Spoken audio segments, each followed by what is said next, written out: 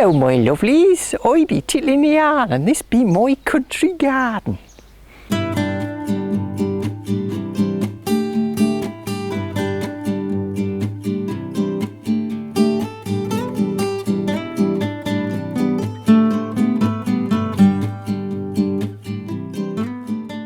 We've had quite a lot of rain this week and my garden has absolutely loved it. This morning Man cut the grass and I trimmed the edges. Garden always looks so much better after that.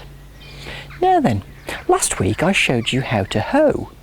This week I'm going to start by showing you how not to hoe. No!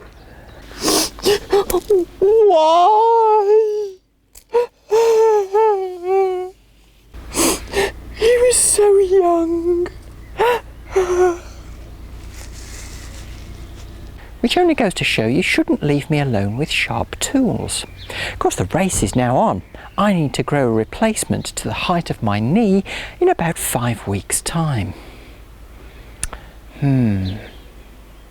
Anyway, let's talk about beans.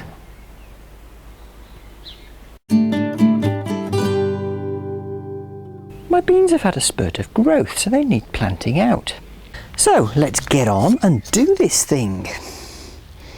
Nice.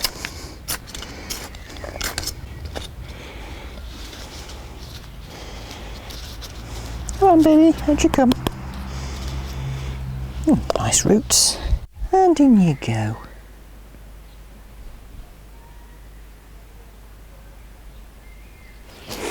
Okay beans, do your thing.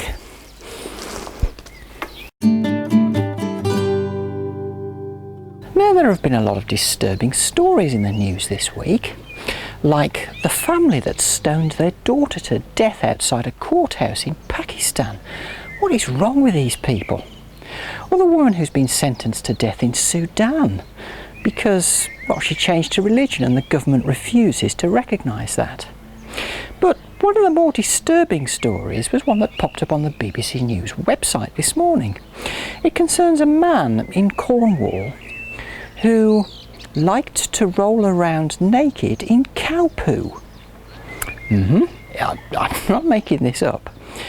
Apparently he's been doing this for years and the farm owners tried to stop him and he got very abusive and aggressive and eventually he got arrested and he's been sentenced to 10 years in prison.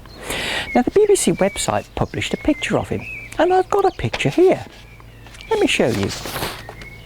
Does this look familiar to you? Maybe somebody you recognise? Sure, mate. Is there something you haven't been telling us? Now, before the lawyers come battering on my door, I should point out that any resemblance between this man and Sean on the Horticultural Channel is, of course, purely coincidental. I think. On that note, I think I'll take a few sips of well-earned tea.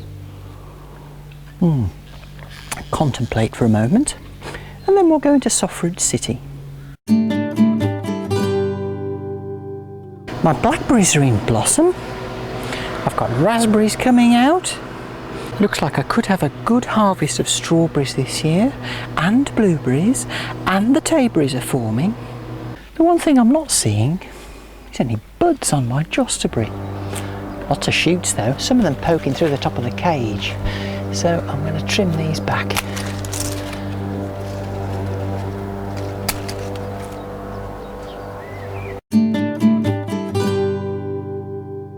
My Centaurea bush is finished for the year, really. Bit of scruffy bits of petals left. Time to hack it down.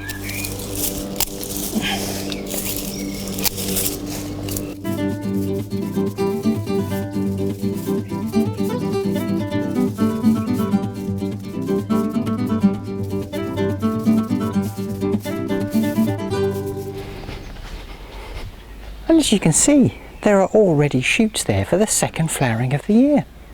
This rather large cornflower is just about finished flowering for the year as well. And since I don't want the seeds all over the path, I'm going to hack it down.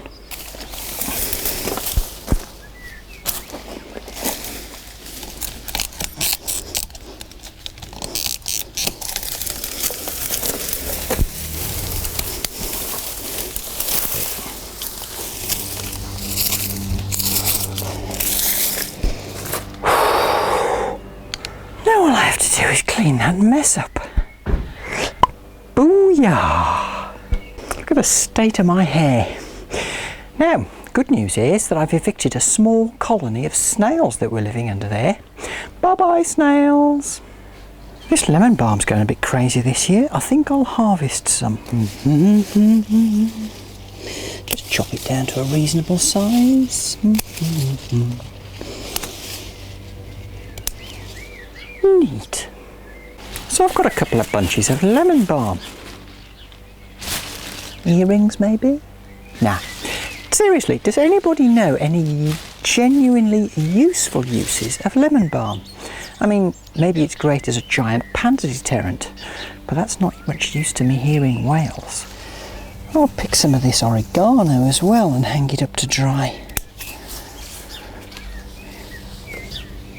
Now I do know what to do with oregano. I'm going to hang this up and dry it. It's just as well actually, because I'm just about running out of dried oregano, or oregano for those of you who have no idea what oregano is. The poppies are out. Well, that's all I've got time for this week. Man's just taken all the garden waste down to the recycle bins, which gives me time to unwind and think about maybe barbecuing a chicken tonight. It's dry. Thanks for watching, and do join me next time in Titli's busy garden.